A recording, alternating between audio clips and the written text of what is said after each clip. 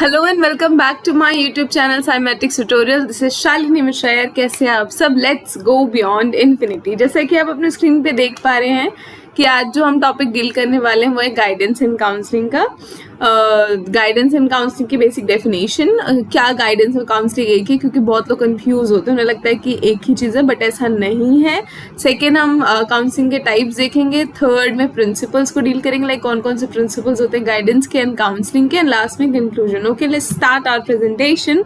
जैसे कि आप अपने स्क्रीन पे देख पा रहे हैं, यहाँ पे एक पिक्चर लगी हुई है जिसमें काउंसलर बैठा हुआ है, काउंसली बैठा हुआ है, गाइडेंस एंड काउंसलिंग लिखा हुआ है इस पर। तो सबसे पहले गाइडेंस को समझते हैं। काउंसलिंग को समझने से पहले गाइडेंस समझना बहुत ज़रूरी है। आपको भी गाइडेंस मिली होगी, मुझे भी मेरे टाइम पे करियर को लेकर गाइडेंस मिली थी मेरे पेरेंट्स के थ्रू, पीयर्स के थ्रू, एंड देन टीचर्स ने मुझे गाइड किया था। और आप लोग को भी मिली होगी या मिलती रही होगी, अभी भी मिल रही होगी। तो गाइडेंस एक्चुअली में है क्या? गाइडेंस बहुत ही सिंपल है। Guidance can be understand as a process that helps an individual to recognise their strength, limitations etcetera and helps them to move in a proper way और अ राइट पाथ। जैसे कि एजे Jones ने अपनी definitions में भी कहा था कि guidance is an assistant given to an individual in making intelligent choices and adjustment. आपको इससे समझ में आ रहा होगा कि वो एडजस्ट कर सके राइटली और इंटेलिजेंट चॉइस कर सके। जैसा कि स्क्रीन पे लिखा है मीनिंग ऑफ गाइडेंस में, the simple meaning of guidance can be understood as to direct और to show path. It can be defined as the help और the assistant provide from the more experienced person to less experienced person. Guidance can be provided in all fields. It help an individual to move in a proper way or in a right path. तो जैसे कि आप समझ पा रहे हैं कि अब यहाँ पे क्या लिखा हुआ है? All field. All field means guidance आपको एजुकेशन से रिलेटेड मिल सकती है, मैरिज से रिलेटेड मिल सकती है, एंड देन करियर से रिलेटेड आपको मिल सकती है। गाइडेंस कोई भी दे सकता है और बहुत सारे वैरायटी ऑफ फील्ड्स में आपको गाइडेंस मिल सकती है। जैसे मैंने पहले भी कहा, मुझे मेरे टीचर्स से मिला था, पेरेंट्स से, एंड देन मेरे कुछ फ्रेंड्स, मेरे पीयर मेम्बर्स, उन सब ने मुझे गाइड किया था। तो ये सिंपल मीनिंग होता है गाइडेंस का। डेफिनेशन हमने एजे जोन्स की देखी ली। और एजुकेशन कमीशन 1964 से 1966 के बीच में जो आया था, उसमें भी गाइडेंस की बात की गई थी। आगे बढ़ते हैं। अब हम बात करेंगे टाइप्स ऑफ गाइडेंस की, मतलब गाइडेंस के टाइप कौन कौन से होते हैं। जैसे कि इसमें पहले लिखा है पर्सनल गाइडेंस। आपको पर्सनल गाइडेंस मिल सकती है। It refers to help to an individual towards a better adjustment in development of attitudes and behaviour in all areas of life. Life से रिलेटेड जो भी पर्सनल चीज़ें हैं, पर्सनल कनेक्शन है, उनमें गाइडेंस मिलना। देन एजुकेशनल गाइडेंस, जो कि बहुत ही फेमस है एंड इंडिया में तो खासकर एजुकेशन, वोकेशन और करियर से रिलेटेड गाइडेंस मिलती ही रहती है। वो चाहे आपके टीचर से मिले, पेरेंट्स से मिले, आपके पीयर मेंबर से मिले, या फिर मोर नॉलेजेबल पर्सन आपको गाइड करे। तो it is concern with assistant given to peoples in their choice and adjustment with relation to school curriculum and courses. Vocational guidance की बात करें तो it is a process of assisting the individual to choose an occupation, prepare for it, entrepreneur and progress in it. तो और भी further type होती है, but मैंने यहाँ पे 3 ही टाइप लिखे हुए थे। जैसे कि अब नेक्स्ट आप देख पा रहे हैं कि प्रिंसिपल ऑफ गाइडेंस की अगर बात करें तो principle of all out development, principle of individual differences, principle of flexibility, principle of continuity, principle of providing guidance to everyone. These are the principle. इसके अलावा और भी बहुत सारे प्रिंसिपल होते हैं, लाइक प्रिंसिपल ऑफ कंटिन्यूटी तो मैंने बोल ही दिया, principle of elaboration, principle of extension, principle of adjustment, principle of next principle of individual differences हो गया, principle of dignity, and then principle of periodic appraisal. तो ये बहुत सारे प्रिंसिपल्स होते हैं गाइडेंस के, जिनको ध्यान में रखते हुए गाइडेंस देना चाहिए। तो अब हम बढ़ते हैं आगे मीनिंग ऑफ काउंसलिंग पर। वैसे नीड एंड इंपॉर्टेंस आपको गाइडेंस की पता ही होगा, स्ट्रेंथ एंड वीकनेस जानने के लिए। इसके हमने पहले ही बोला, एकेडमिक ग्रोथ कितनी हो रही है, ओवरऑल डेवलपमेंट कितना हुआ है, एंड वो प्रॉब्लम को सॉल्व कर पाते हैं कि नहीं, प्रोफेशनल स्किल्स जो है उनकी कितनी डेवलप हुई है, कैपेसिटी बिल्डिंग कितनी है, सोशलेबल है कि नहीं, एडजस्ट ईजिली कर पाते नहीं, करियर को लेके सिलेक्शन के मतलब जो है प्रोसेस या थॉट वो सही है या नहीं, राइट वे में है या नहीं, एकेडमिक स्किल्स कैसी हैं, नेशनल डेवलपमेंट की भी बात होती है गाइडेंस में। तो ये सारी चीज़ें हैं। आई होप कि ये क्लियर होगा। अब बढ़ते हैं मीनिंग ऑफ काउंसलिंग की तरफ। तो अगर हम काउंसलिंग की बात करें तो simply it can be defined as the vital part of guidance and only provided by an expert of professional, मतलब मीन्स साइकोलॉजिकल वे में आप काउंसलिंग कर सकते हैं। लाइक काउंसलिंग कोई भी नहीं कर सकता, कोई भी रैंडम पर्सन उठा के आपकी काउंसलिंग नहीं करेगा, इसके लिए एक्सपर्ट चाहिए या प्रोफेशनल ट्रेंड पर्सन चाहिए होता है काउंसलिंग करने के लिए। तो counselling defined as a process in which two individuals are involve in a counselling.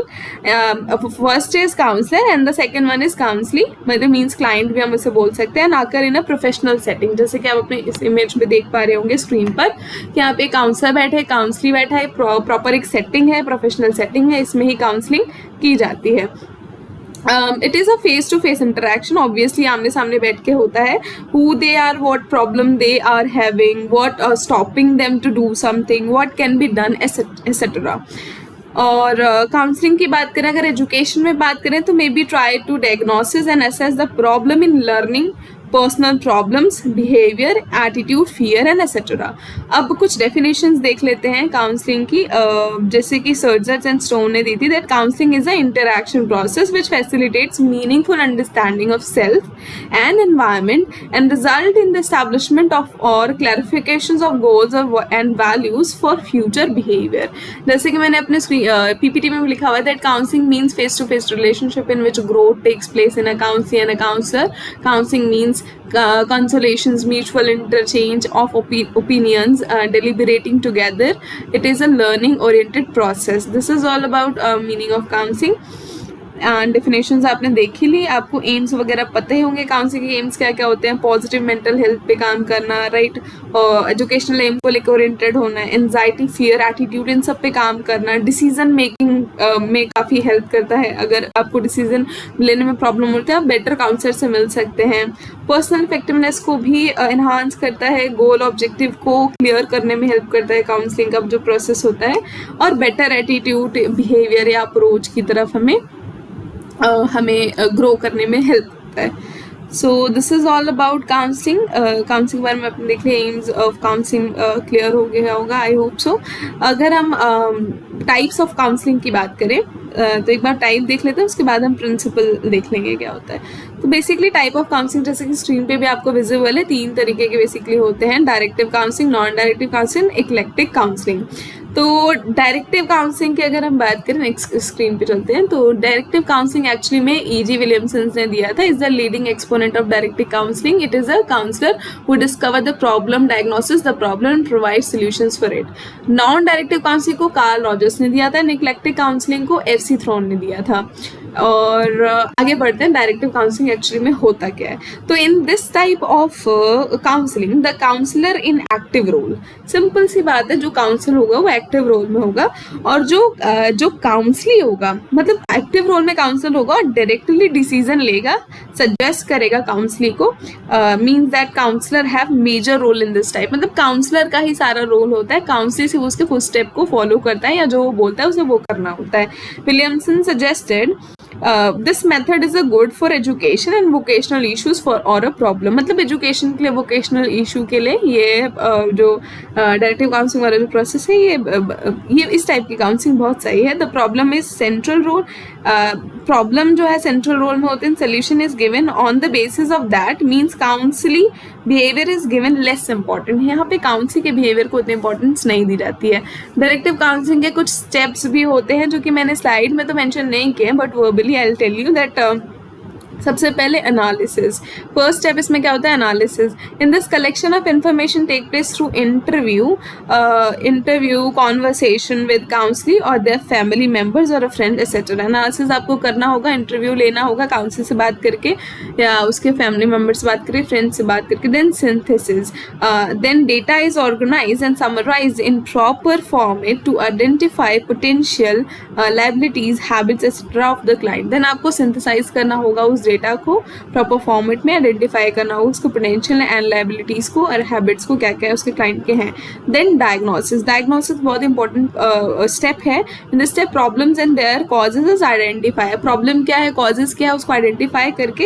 And then आता है prognosis, prognosis in this step the future development of the problem is predicted. Future development मतलब future में क्या हो सकता है, उस future development उस प्रॉब्लम की उसको अंदाज़ा लगाया जाता है कि अच्छा ये चीज़ हो सकती है या नहीं हो सकती। Then counselling, in this step the counsellor can suggest to bring out the adjustment, वो कुछ अपने सजेशन देगा एडजस्टमेंट के लिए।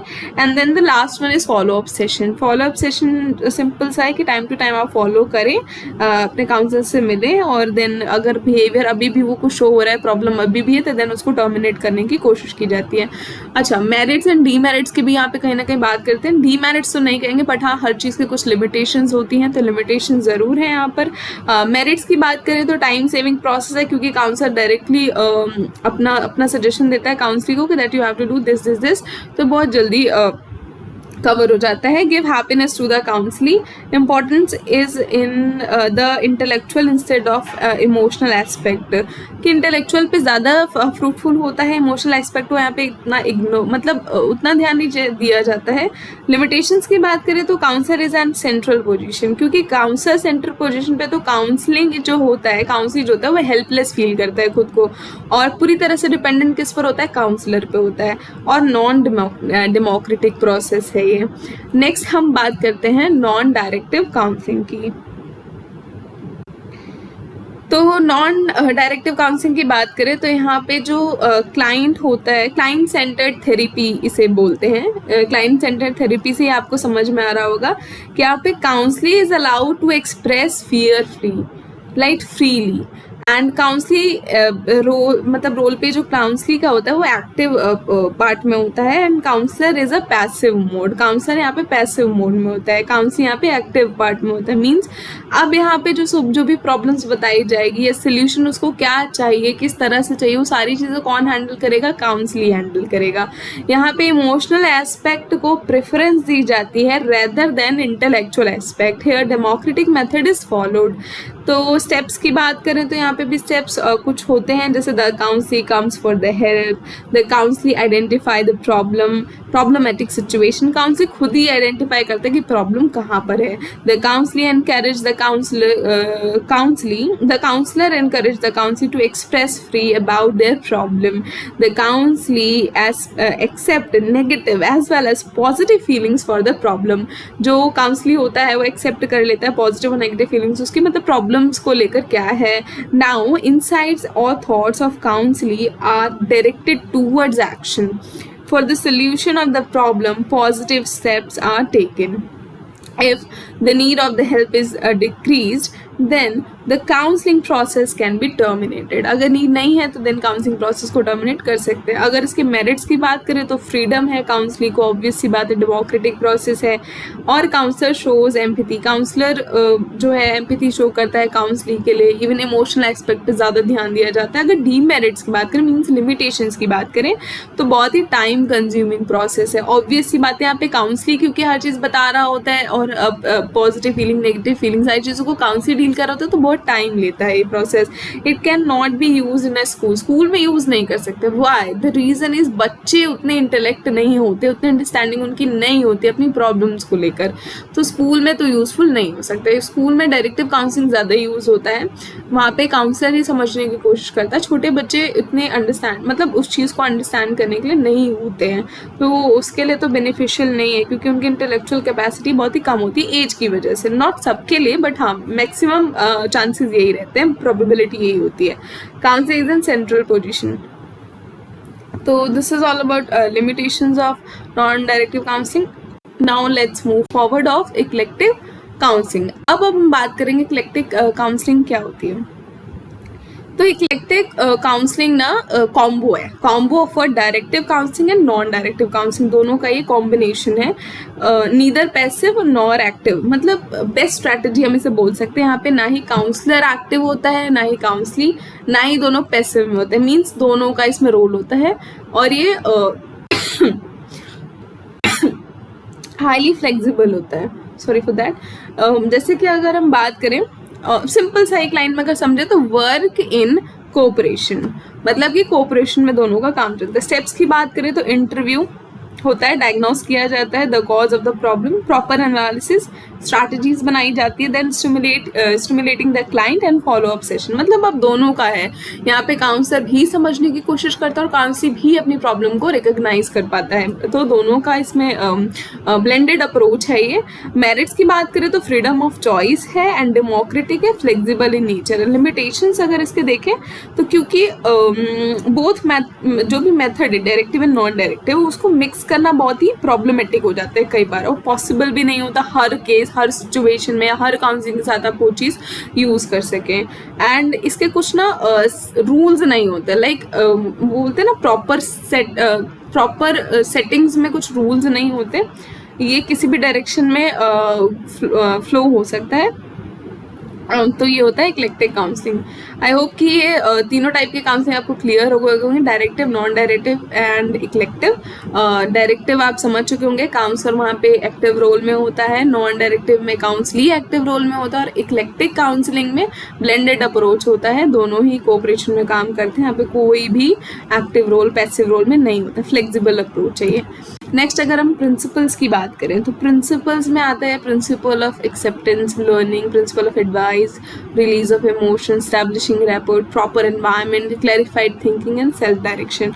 और भी इसके प्रिंसिपल्स होते हैं like principle of warm friendliness, principle of acceptance and democracy, principle of genuineness, principle of empathy, जो कि मैंने यहाँ पे मेंशन नहीं किए हैं, and then principle of respect and non-possessiveness, non-judgmental attitude, principle of accurate understanding, so principle of confidentiality, obvious सी बात है, ये तो बहुत ही ज़रूरी है काउंसलिंग के प्रोसेस में। एंड नीड, आई होप कि नीड एंड इम्पोर्टेंस क्लियर होगी। आजकल तो वैसे भी बहुत ज़रूरत है यंग जनरेशन को, अडल्ट्स को, यूथ को बहुत ज़रूरत है काउंसलिंग प्रोसेस की या फिर गाइडेंस की भी, क्योंकि बहुत जल्दी जो होता है ना हम अपने पाथ से भटक जाते हैं, तो ये बहुत ज़रूरी है कि टाइम टू टाइम हमें प्रॉपर गाइडेंस मिलती रहे अपने पेरेंट्स से, अपने टीचर से, और हम उनसे गाइडेंस लेते रहें ताकि हम सही पाथ पे रहें। और क्योंकि बहुत ज़्यादा मतलब होता है ना आजकल एंजाइटी फियर का माहौल है, हर बात पे डिप्रेशन